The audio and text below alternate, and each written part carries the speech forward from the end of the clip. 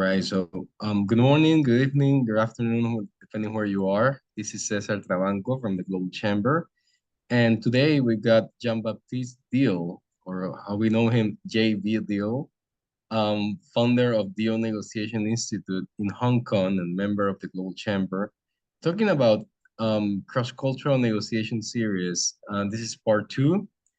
First part was last week covering the Asia region, and now he's more of covering Middle East, Africa, and Europe because of the time zone. And so specifically, he will be talking about the 36 negotiation strategies in Asia. And so without further ado, JB, I will pass it back to you, and the floor is all yours. Thank you. Thank you very much, Cesar. And thank you so much for, staying up because I know it's the middle of the night for you. So thank you so much. Well, it's a pleasure to see you and see you again. Let me share my screen and therefore we'll be able to follow a bit more easily.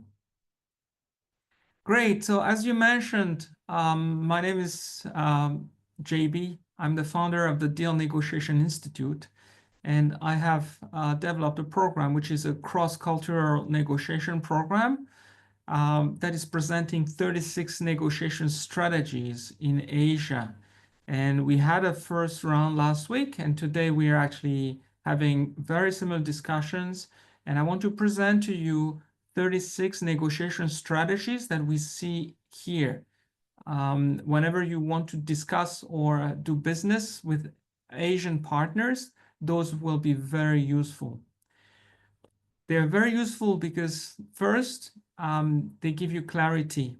You gain clarity because you understand that something is going on. Second, they give you control. You know that something is going on, and you get the knowledge of it, you get aware of it, and then you gain the control. And the third step is basically you gain power.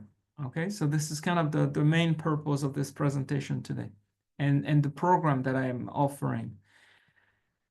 So you mentioned a little bit about my profile. I arrived in China and in Asia more than 20 years ago. I studied Chinese at the Beijing Language and Culture University.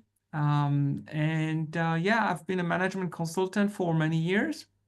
So I've worked on so many projects and I've seen so many things happening. And please remember, negotiation is something that we do every single day, even at home with your kids, like it's everywhere. So when you come to Asia, when people come to Asia, usually they don't really understand what's going on. They don't know, it's a big black box, right? So this is kind of the main issue and where we start.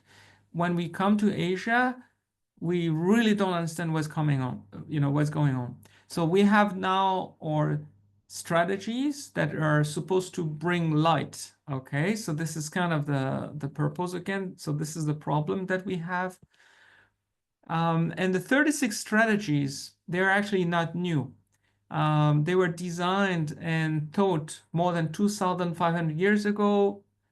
They've been used in Chinese culture and Asian culture for a very long time. It's a very old framework. Basically, everyone knows them in Asia, but we don't know how Asian people think. So again, this is very important. The second thing is, like I said earlier, you want to gain insight, right? You want to go into the head of the other person. So this is something really critical, and you want to put some light into the black box, so it becomes very clear what's happening. Third one is you want to avoid traps, because very often we see so many people, they come to Asia, they go to a trade show or they're invited to, visit their partner, and there's a big trap in front of them. And unfortunately, sometimes they don't even see it.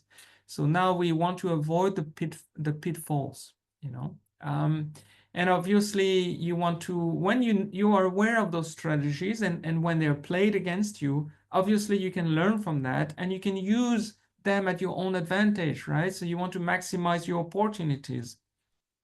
And finally, you want to gain reputation, right? You want people to know, like if you have employees, colleagues, you want to make sure that they know you're a good negotiator, right? So this is what you will gain from joining the program.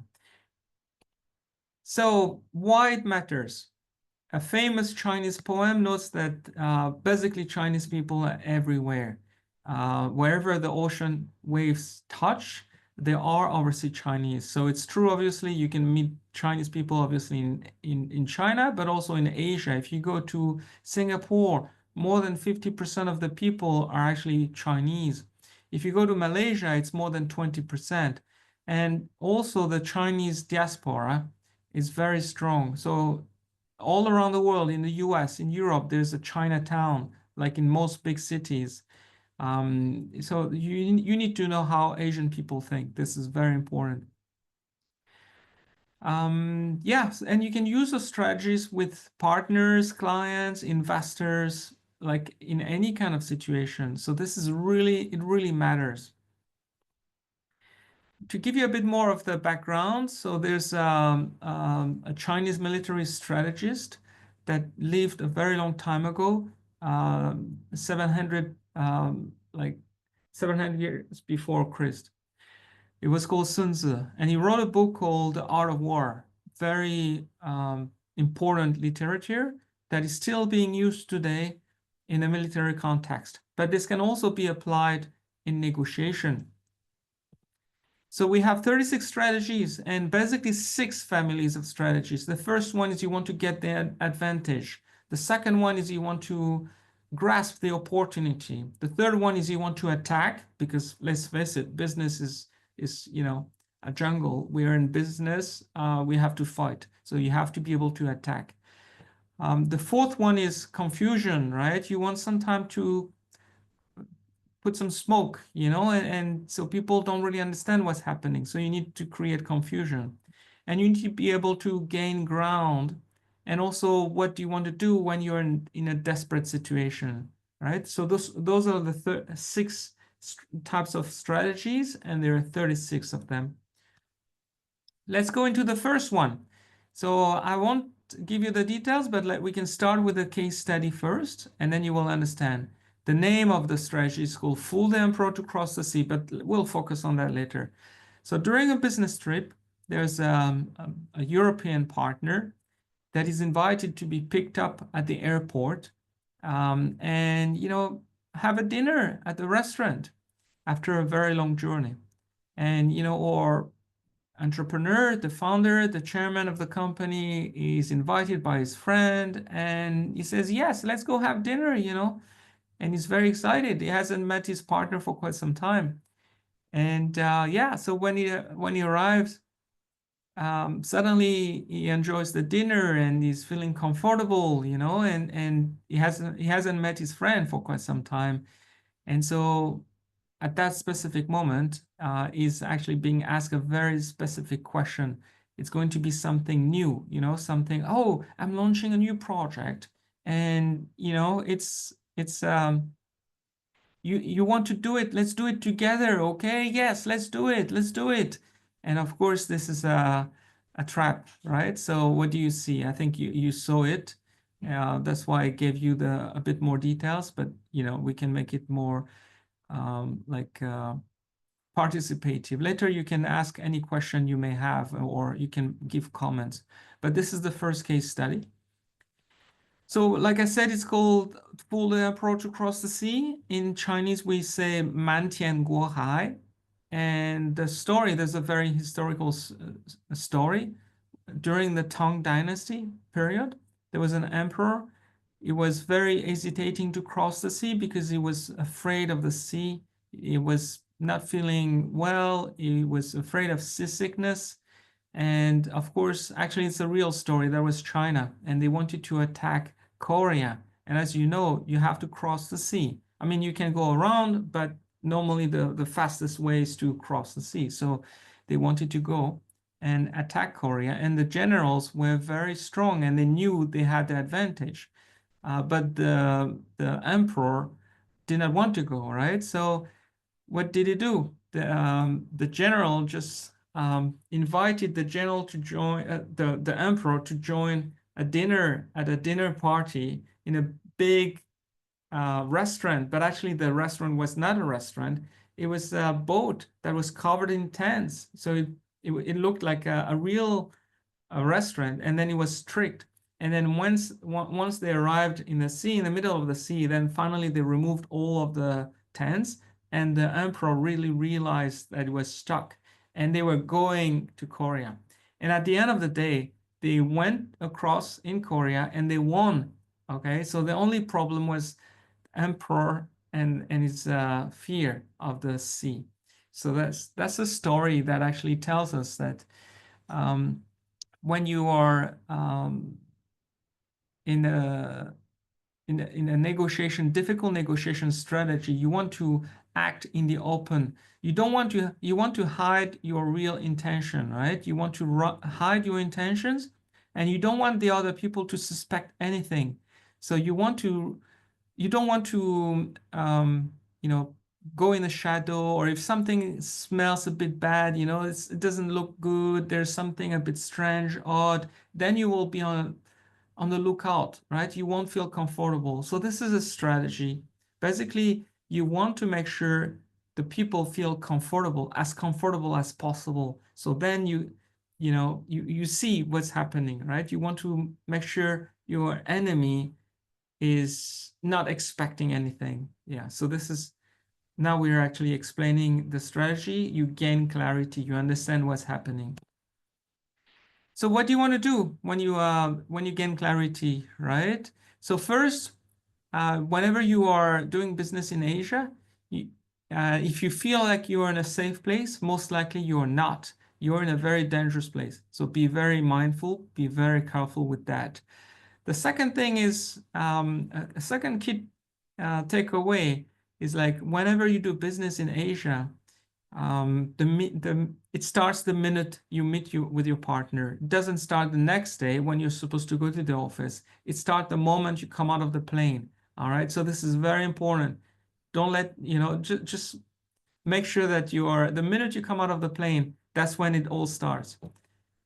All right, and the third takeaway from this is basically in Asia, and I think it appears and it happens in many parts of the world, but if someone calls you a friend, it doesn't mean that they're a friend. It means like they're actually you are the target. That's what it means. So you should be very cautious and very careful when you hear the word "my friend." Yeah.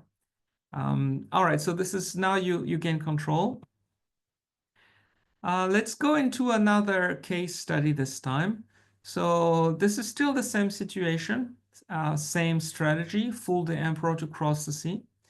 And Mr. M is the founder and chairman of a company, and is actually French, and is receiving a delegation in Europe, and he wants to make sure his guests are feeling comfortable. So he spends a little bit of money.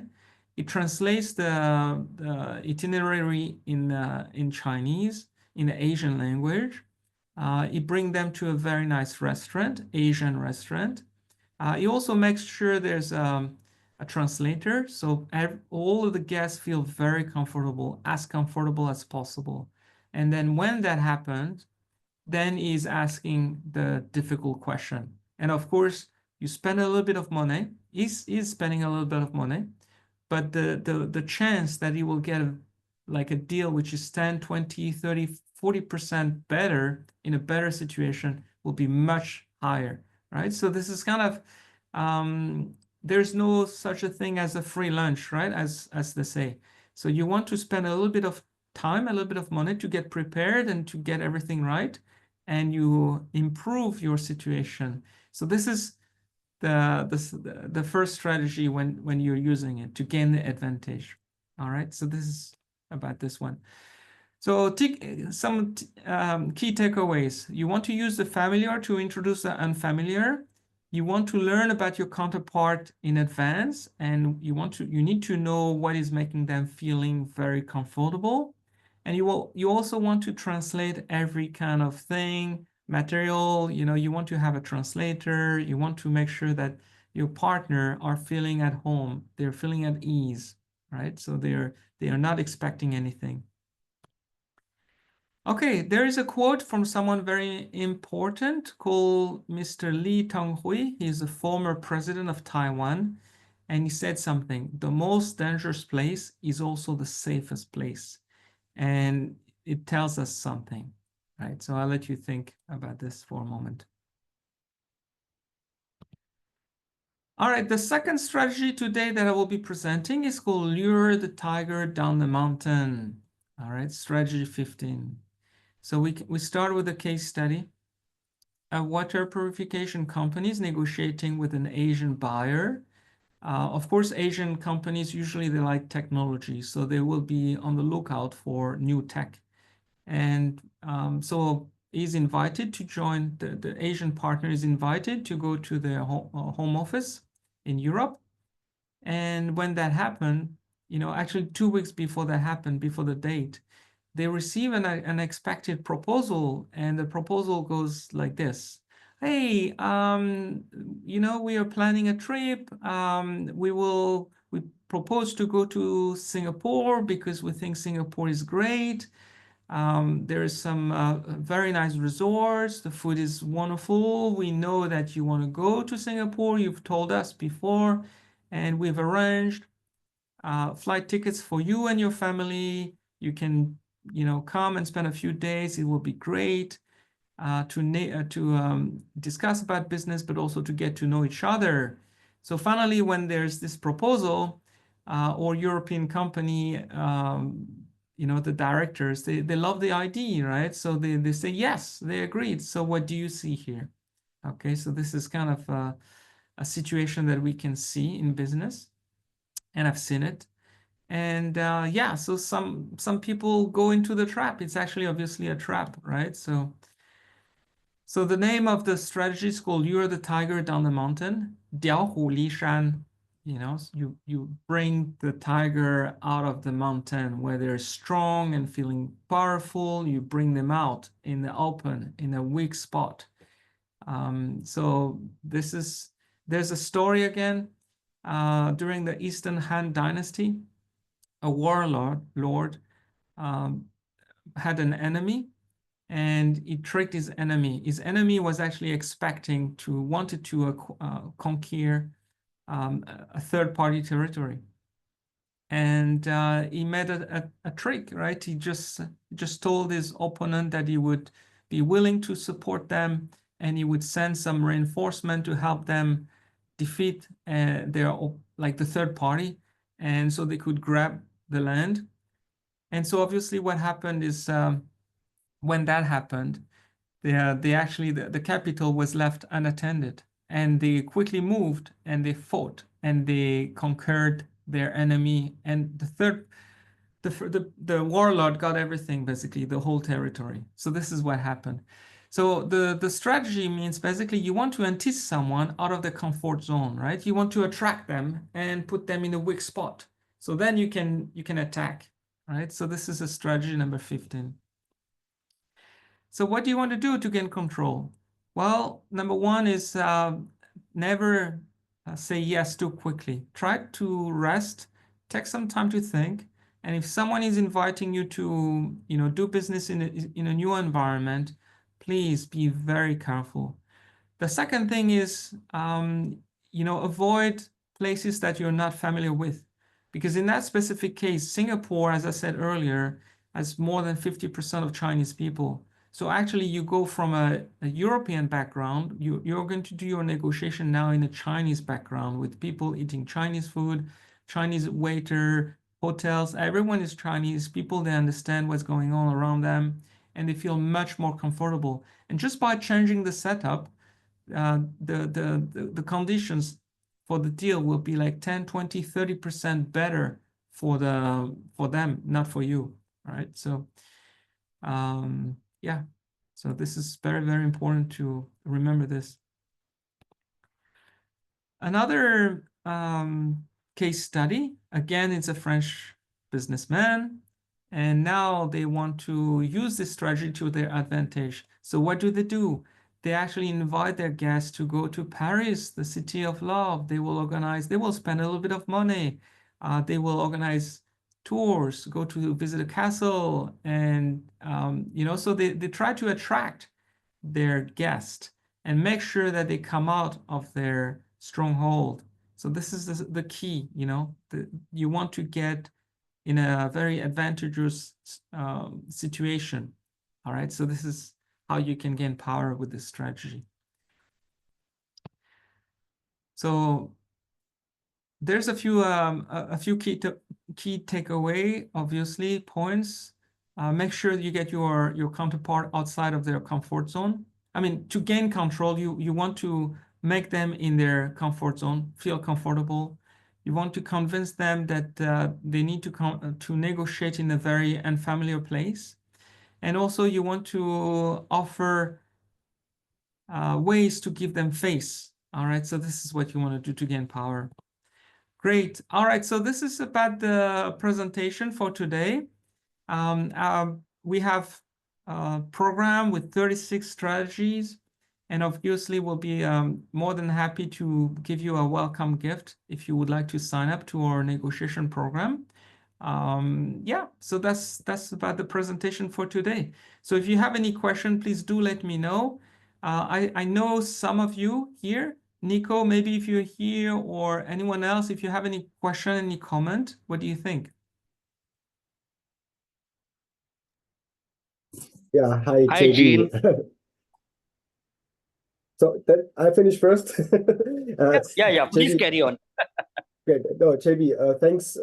Amazing presentation. Absolutely love the real history you bring to life with it. I mean, every of the 36 strategies is connected to a real story in history that's making it really kind of hands-on to understand and really get a feeling for it. And especially, of course, with your background, knowing how much time you spent in China and Asia in general and what you're doing. Fantastic stuff. That's why I'm here. Just yeah, Thank really you. happy to see how it gains traction. Great. Hi, JB. This is Yogesh Wagle, Principal Partner, GF Universal Consulting, India. Well, Okay. it was really very fabulous presentation. I would like to thank Jemina and, of course, César for inviting me for this. I am part and parcel of the Global Chamber Ahmedabad, which is near Mumbai. The art of war is really fabulous. In fact, the, it's called, when in India, it's called as a rivalry between two superpower nations, China and now India. It's a battle between Chinese checkers and Indian chess. So my compliments that this is really very fabulous in actually demystifying as to how you can do business in Hong Kong, Singapore. I got all the lessons today just with just a small glimpse of what you said. Thanks a lot once again. You're very welcome. And I think it will be very useful for you in India, because very often, like, we come from a big country with a lot of history and culture. I think it's true for India, it's true for Europe, it's true for many countries. We sometimes are not familiar with the Asian culture. It's very different. The language obviously is very different. Sometimes people don't understand each other, not only because of the language, but because of the culture. And Would that's love where to invite you to Mumbai, Pride, Mumbai and Ahmedabad. So you will experience the Indian way of etiquette management, and this, which is a bit of contrast from the Chinese. Because let me tell you, there is a book in our thing called as Chanakya, which evolved 1,900 years prior to BC, means before Jesus Christ. I would send you one. I will mail you and César a copy of that, and you'll really love the fabulous stuff in that. This is where you need to deal with Indian boardrooms. This will demystify India, another big giant of Asia. Thank you. Yes. Thank you very much. JV, thank you very much. I would like to not put her in spot, but I see Yuka Nakasone, our executive director in Spain. And Yuka is from Japan and living in Spain for over probably what? 25, 30 years, Yuka. And so it's a different is the other way around. she has experience getting into the European and the Spanish culture. So Yuka, welcome. Can you introduce yourself and maybe comment a little bit on the topic?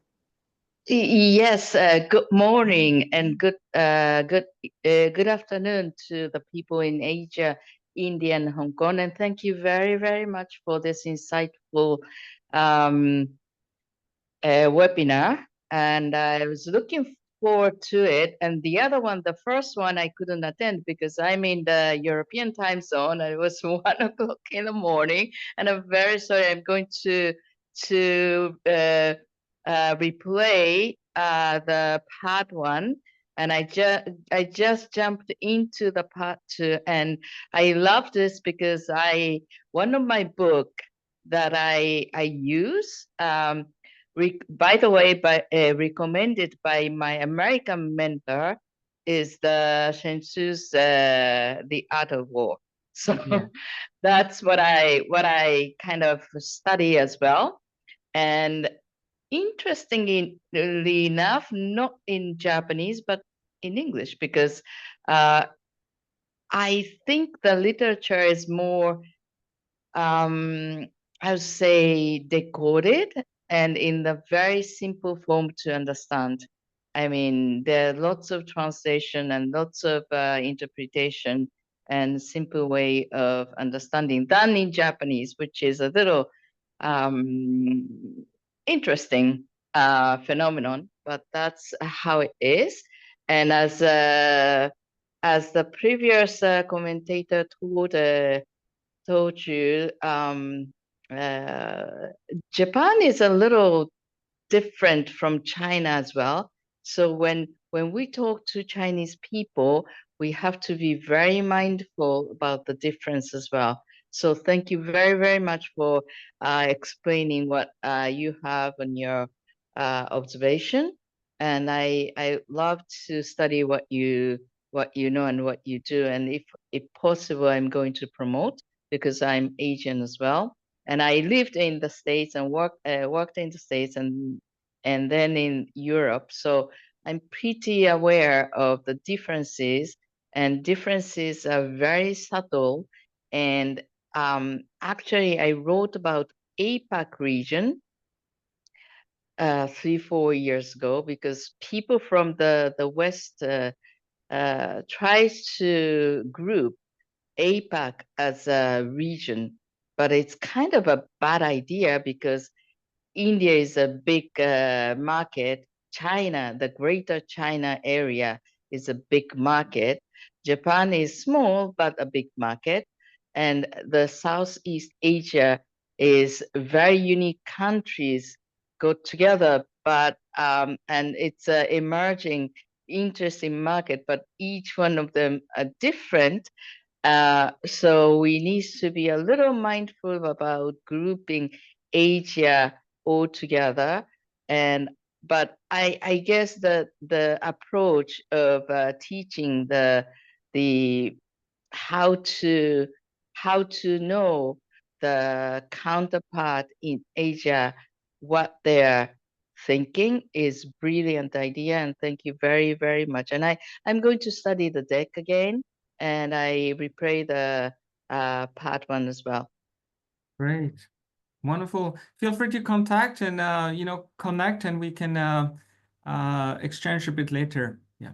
Yes, thank you very much. And I'm launching the Japanese business one in Okay. maybe 2 or 3 weeks, so maybe we can talk about it as well. Thank you. With pleasure, Yuka. Thank you.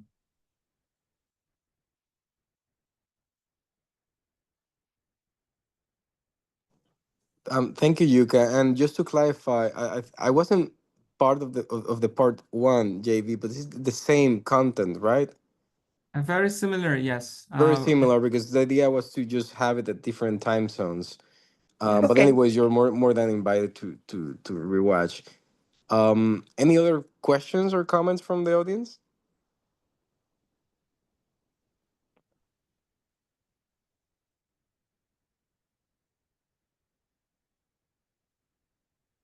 And hearing none, and JV, can you make sure you put your contact details in the chat, and maybe like next steps for people here to connect with you and learn more about your ring?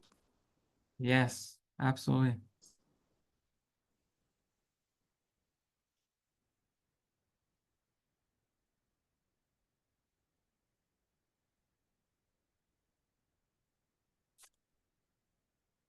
And I see Renee is here, right?